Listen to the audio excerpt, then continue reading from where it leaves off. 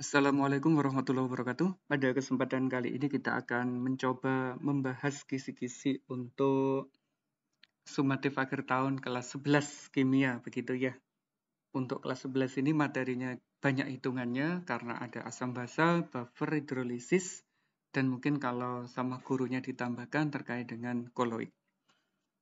Langsung aja kita masuk di bentuk-bentuk soal SAT bab asam basa dan turunannya.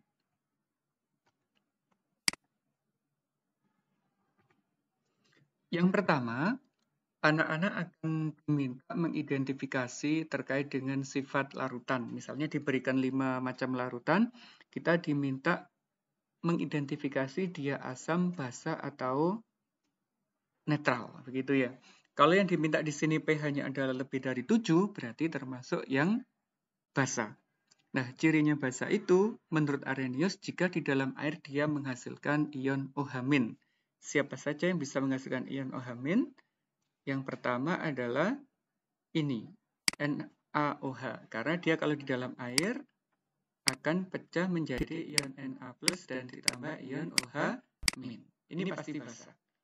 Ini sama, ini menjadi Ba2+ dan ditambah dengan 2OH-. Yang ini juga sama, tapi bedanya di sini adalah basa lemah membentuk ion NH4+ ditambah dengan OH-. Sehingga jawaban yang tepat untuk soal nomor ini adalah 1, 3, dan 5. Ya ini ya, 1, 3, dan 5. Nah, mengapa ini walaupun punya OH bukan? Karena ini termasuk kategori asam lemah. Ini juga kategori asam lemah. Berikutnya, kita akan masuk di jenis atau teori asam basa. Kemudian, untuk yang soal ini berhubungan dengan asam basa menurut Bronsted-Lowry. Cirinya apa? Cirinya itu apabila ada dua senyawa begini, terus kita disuruh mencari kemungkinan adalah pasangan asam basa konjugasi. Gimana cara jawabnya? Anak-anak perhatikan aja perbedaan antara senyawa di kiri dengan senyawa yang ada di sebelah kanan, terutama yang identik. H2O kan identik. Cn- dengan HCN ini juga identik. H2O awalnya punya 2 atom hidrogen. Sekarang berubah ke sini, hidrogennya berkurang 1. Sedangkan yang Cn, dari sini ke sini, hidrogennya bertambah 2. Artinya, ini yang memberikan ion H+-nya. Lah, yang donor H+, ini disebut sebagai asam. Sedangkan yang menerima ini sebagai basa. Nah, pasangan asam ini adalah basa. Tapi karena basanya nggak sesungguhnya disebut sebagai basa konjugasi. Sedangkan yang ini disebut sebagai asam konjugasi. Mana pernyataan yang benar? Yang benar adalah yang A, yaitu air bersifat asam. Kalau ditanya pasangan, gampang. Cn- berpasangan dengan HCN. H2O berpasangan dengan OH-. Selalu begitu, nggak pernah tertukar.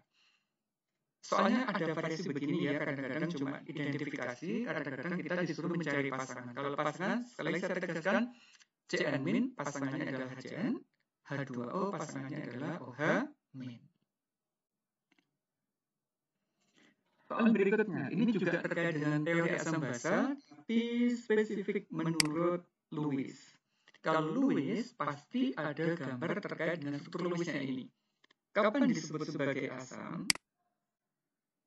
Asam itu jika dia mampu menerima PEB. Sedangkan kalau basa, itu disebut sebagai donor pasangan elektron bebas. Kalau ini penerima, jadi akseptor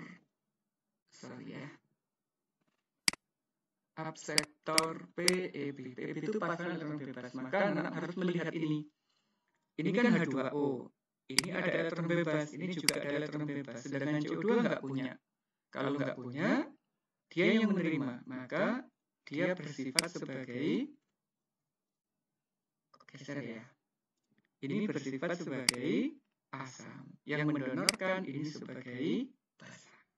Ingat-ingat selalu gitu. Yang punya PEB adalah basa, yang nggak punya adalah asa.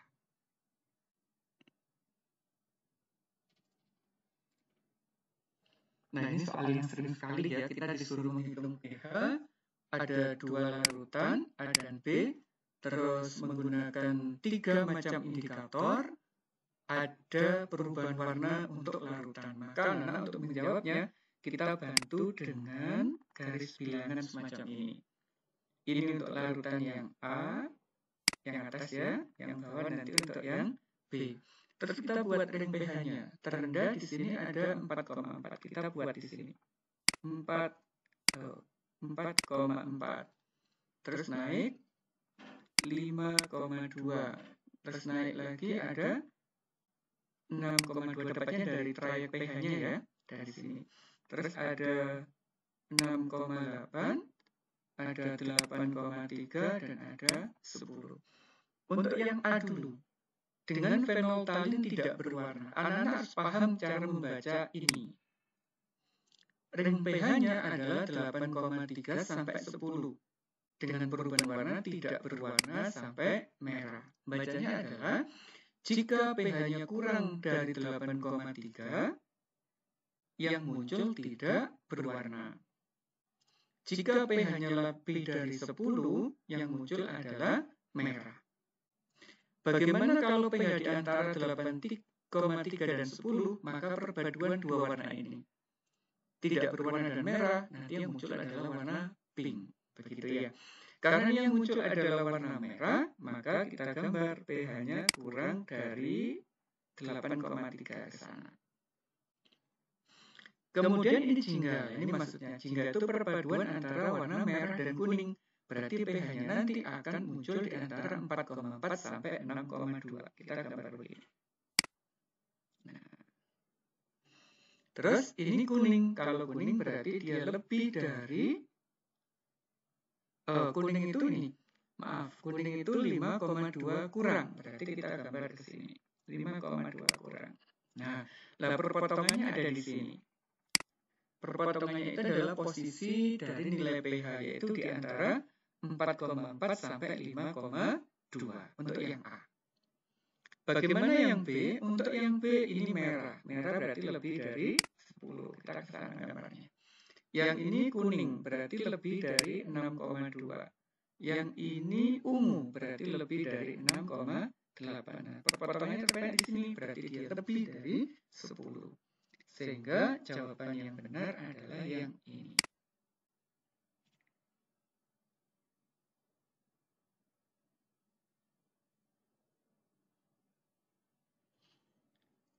Berikutnya, ini sudah larutan penyangga ya. Kita disuruh mencari campuran yang bisa membentuk penyangga. Nah, penyangga itu cirinya apa? Apabila ada asam lemah, tulisannya jelek kan, ditambah dengan basa kuat, ini harus ada sisa. Yang sisa adalah asam lemah. Kalau yang kedua, basa lemah ditambah asam kuat, harus sisa yang lemah. Itu cirinya. Nah, kita cek misalkan yang atas. 50 mili, ini asam lemah, 0,2. Kita cari molnya. 50 dikali 0,2 berarti ini molnya adalah 10 milimol. Nah, yang ini 50 dikali 0,1 berarti di sini adalah 5 milimol. Kalau kita reaksikan, mol asam lemahnya lebih besar dari basa kuat, maka akan terjadi sisa yang asam lemah. Kalau sisa asam lemah berarti memenuhi yang ini. Maka yang A ini termasuk kategori buffer yang bersifat asam. Lah kalau yang B kenapa? Kalau yang B ini kita kalikan ya. 50 dikali 0,2 kan 10. 100 dikali 0,1 juga 10. Kalau sama-sama berarti habis bereaksi. Nanti dia akan masuk di bagian hidrolisis.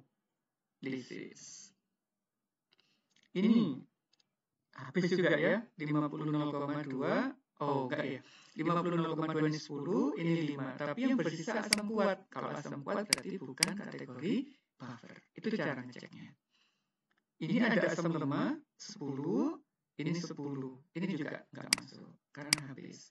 Lah, ini jelas nggak masuk. Ini asam kuat, ini basa kuat. Pasti tidak pernah membentuk larutan buffer.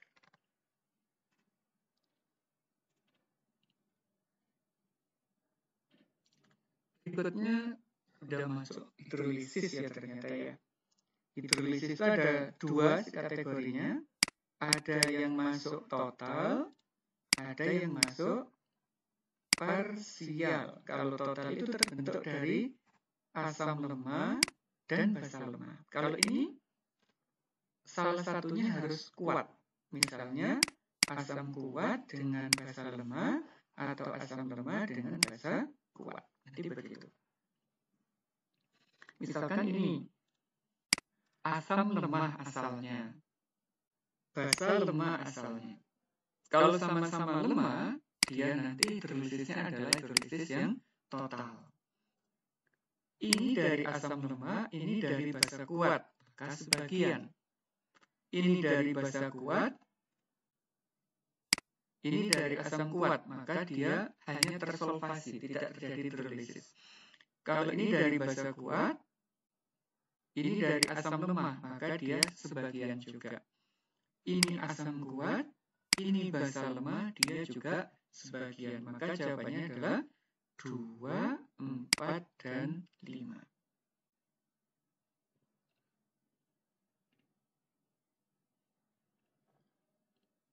pH ya.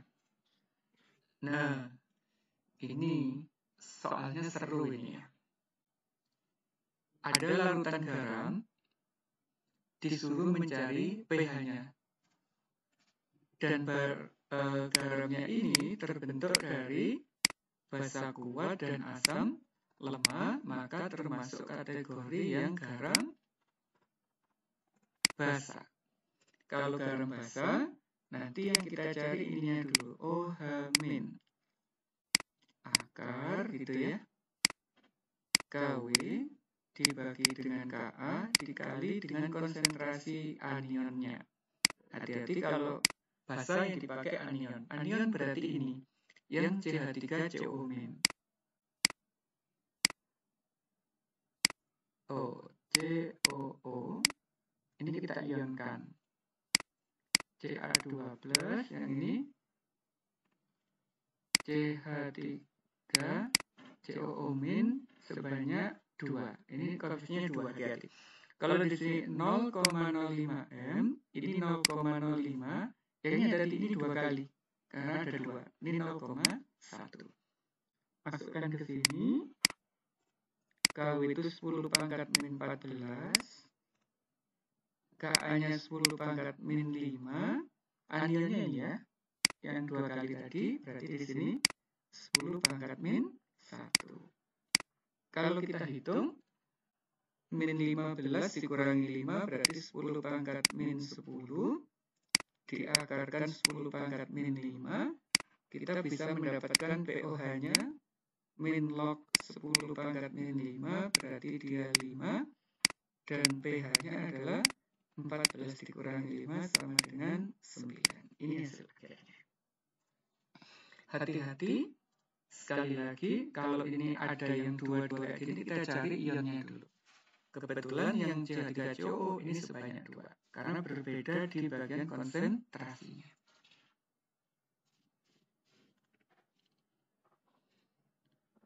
Nah, soal ini, kita disuruh mencari pH tertinggi. Apakah harus ngitung 5-5-nya? Tidak. Ini mudah sekali cara jawabnya. Kita harus tahu sifat larutannya garam, asam, basa, atau netral. Cukup, selesai, nggak usah ngitung. Misalkan ini ya.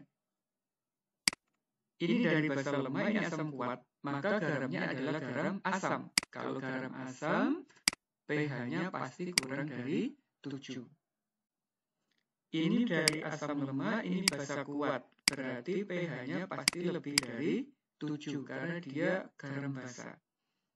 Ini basa kuat, ini asam kuat. Karena kuat sama kuat, pH-nya dia akan sama dengan 7 langsung, begitu ya. Ini sama, dua ini sama. Ini kan basa kuat, ini asam kuat. Nah, yang ini beda. Ini basa lemah, ininya asam kuat. Kalau ada asam kuat, berarti dia pH-nya akan kurang dari 7. Sehingga yang pH tertinggi pasti yang di atasnya 7, yaitu yang nomor 2. Jadi nggak usah ngitung. Kalau misalnya begini, enak.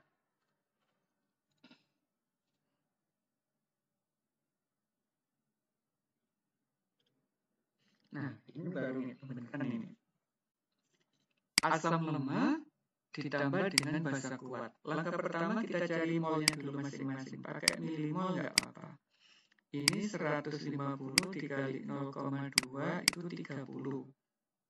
Yang satunya miliknya basa ya, 150 dikali 0,2 juga 30. Sama-sama 30 milimol. Terus kita buat reaksinya. CH3COOH ditambah NaOH itu membentuk CH3COONa ditambah dengan H2O. Kita buat ini stokiometrinya. Mula-mula reaksi sisa kayak di kelas 10 dulu. Mula-mulanya ini 30, ini 30. Karena sama, yang berarti pasti habis ya. Sama-sama 30-nya ini habis. Ini terbentuk 30. Nah, kalau habis ininya nggak ada, maka dia masuk hidrolisis. Kalau hidrolisis, kita cari dulu konsentrasinya. Ini milimol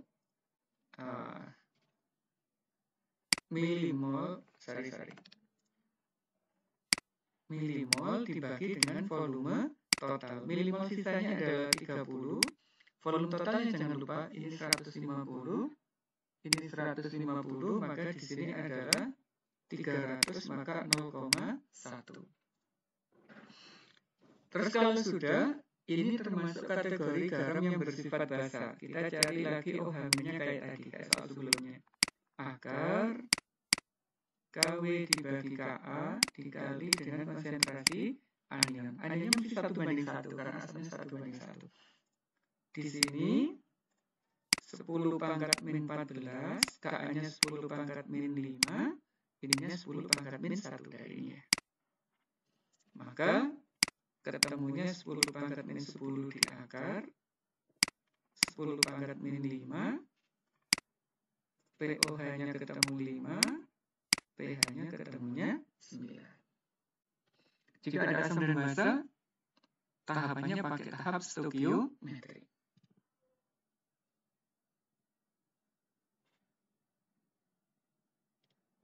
Nah, kalau ini beda sifatnya. Ini soal buffer ini. Basa lemah, garam. Nah, jelas gitu ya. Kalau ada basa lemah dan garam, pasti dia langsung buffer. Karena basa lemah berarti dia buffernya buffer basa. Kita cari OH-. K. Pakai apa? Kb dikali milimolnya. Apa? Basanya dibagi dengan milimol ion konjugasinya. Hati-hati, yang dipakai adalah ion konjugasinya. Kb-nya di sini 10 pangkat min 5. Milimol asamnya kalikan aja ini. 100 dikali ini dibagi garam. Hati-hati garam. Ini N hambatnya ada 2. Maka di sini ada 2 kali 100 dikali 0,1. Ini kan hilang ya. Ini artinya ada 1. Berarti ada 0,5 10 pangkat min 5 atau 5 10 pangkat min 6. Gitu. Yang hati-hati di sini ya ada 2-nya karena di sini hambatnya ada 2. Kalau sudah ketemu POH-, kita bergerak ke POH- log 5 10 pangkat min 6 berarti 6 min log 5. Nah, pH-nya sekarang 14 dikurangi 6 min log 5. 8 plus log 5.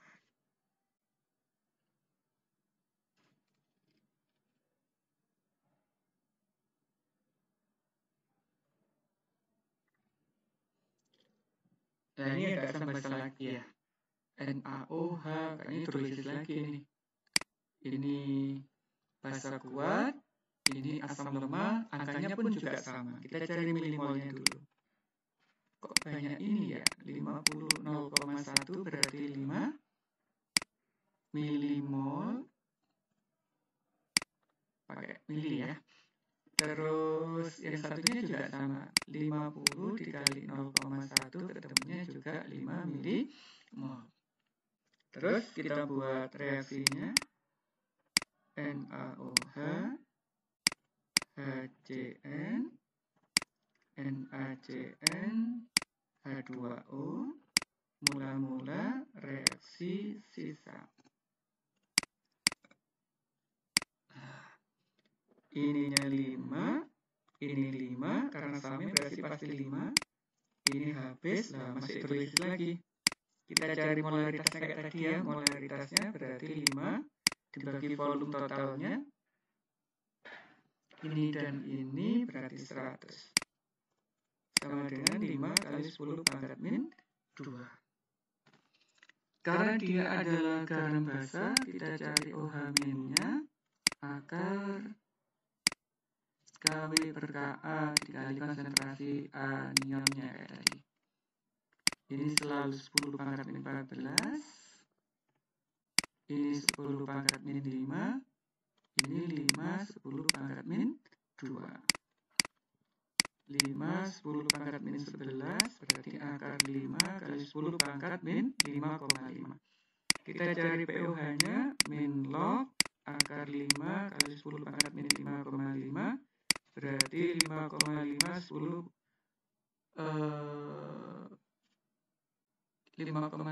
ya kali 10 pangkat berapa ini? Min log akar 5. Maka pH-nya adalah 14 dikurangi 5,5 min log akar 5 yaitu 8,5 plus log akar 5. Ini hasilnya.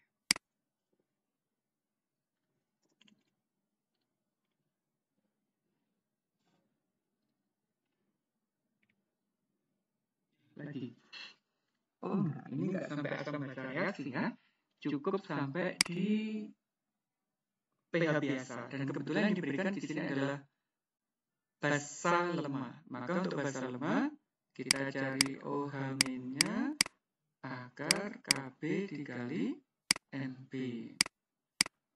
Kb-nya 210 pangkat min 5, Mb-nya ini 210 pangkat min 1, 410 pangkat min 6 diakar 210 pangkat min 3. Maka kita dapat pOH-nya min log 210 pangkat min 3 berarti sama dengan 3 min log 2. Sehingga pH-nya 14 dikurangi 3 min log 2. 14 dikurangi 3 kan 11 plus log 2. Nah, gitu.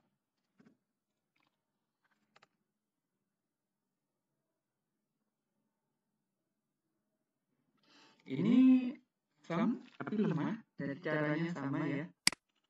H plus Ka dikali Ma.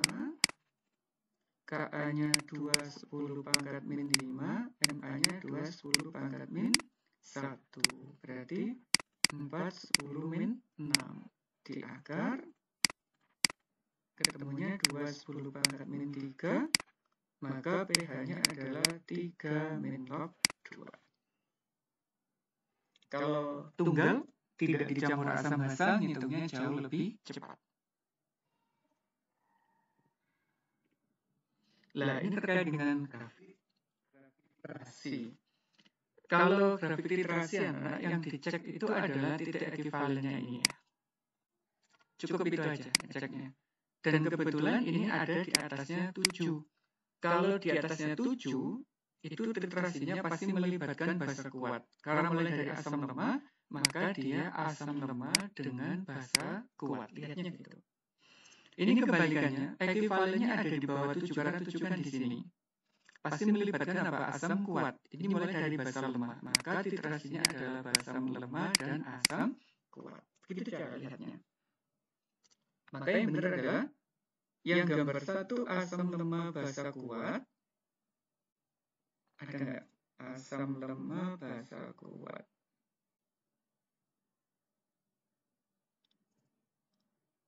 Asamnya lemah. Berarti ini ya, yang ini kemungkinan. Kalau yang kedua, basa lemah dengan asam kuat, maka jawabannya adalah yang D. Nah, kalau yang kuat sama kuat bagaimana? Kalau kuat yang kuat, titik ekivalennya itu nanti pas di angka 7. Itu cara lihatnya. Gampangnya gitu. Ini kalau perhitungan keluar ya. Kalau perhitungan keluar tentang titrasi, anak gunakan ini. Jumlah H plus M asam V asam sama dengan jumlah OH min M basa dikali V basa. H plusnya di sini dilihat dari HCl, ini 1. H plusnya berarti 1. Molaritas asam itu yang dicari, berarti Ma. Volume asam ini kita rata-rata jadi 25. OH minnya ini ada 1. M basanya ini 0,2. Volume basanya kita rata-rata. Ini ketemunya 15. Sehingga MA-nya adalah 0,2 dikali 15 itu 3 ya. 3 dibagi ini 2, 5. Berarti 0,0 berapa kalau 3 dibagi 25? Sekitar 0,12 ya. 0,012. Yang ini jawabannya.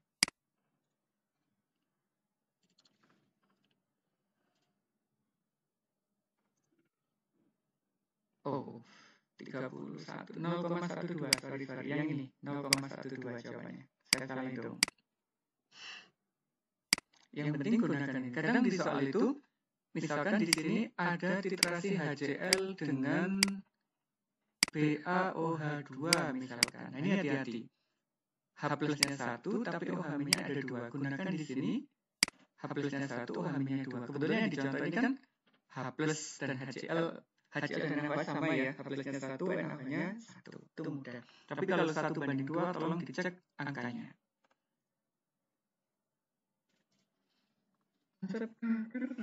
Di koloid ini yang diminta adalah koagulasi. Koagulasi itu pengendapan. Jadi ada mengendap. Ini jelas ya. Terus ini jelas. Ini juga jelas. Nah, kalau yang dua ini itu termasuk di bagian absorpsi atau penyerapan. Misalkan gula yang dari tebu itu kan belum putih, nanti dilewatkan di arang, diserap sisa kotorannya oleh arang, jadi yang putih. Dan yang diminta koagulasi maka 1, 4, dan 5.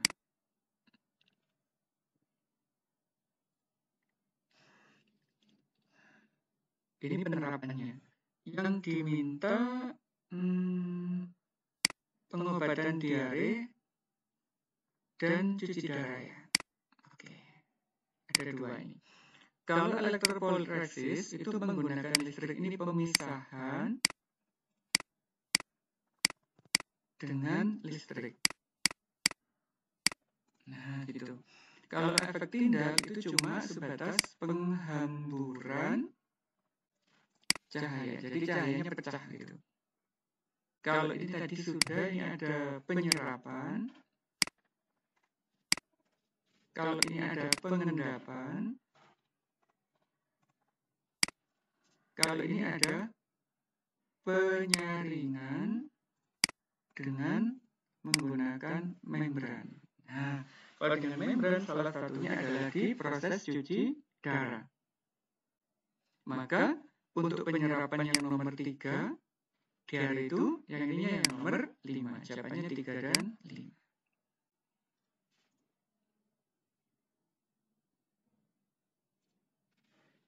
Ini terkait dengan contoh-contoh koloid ya. Kalau ini lebih mudah sih. Cara bacanya ada fase terdispersi, ada fase pendispersi gitu. Nah, padat bisa tersebar ke dalam 3, padat, cair, gas. Yang cair juga sama, bisa ke dalam padat, cair, dan gas. Sedangkan yang gas itu hanya bisa di padat dan cair. Yang ini disebut sebagai sol, padat namanya. Kalau ini gel, kalau yang ini aerosol. Konsepnya kan begitu ya. Aerosol padat juga boleh nyebutnya. Cair di dalam padat itu namanya emulsi padat. Kalau cair dalam cair cukup disebut sebagai emulsi. Kalau ini namanya aerosol. Gas dalam padat itu namanya busa. Padat ini juga namanya busa, cuma yang atas ada padatnya. Sekarang kita identifikasi untuk susu itu adalah campuran cair dengan cair. Kalau santan itu padat di dalam cair, kalau busa itu gas di dalam cair juga bisa, asap itu padat di dalam gas, kalau kerupuk gas di dalam padat. Lah yang diminta ini cair di dalam cair. Maka jawabannya adalah yang satu. Oh, ini bisa jadi santan itu ada minyaknya juga ya. Ini juga bisa dikategorikan cair di dalam cair. Maka jawabannya bisa 1 dan 2. Selesai. Demikian untuk latihan soal kelas 11. Semoga SAT-nya lancar. Terima kasih. Assalamualaikum warahmatullahi wabarakatuh.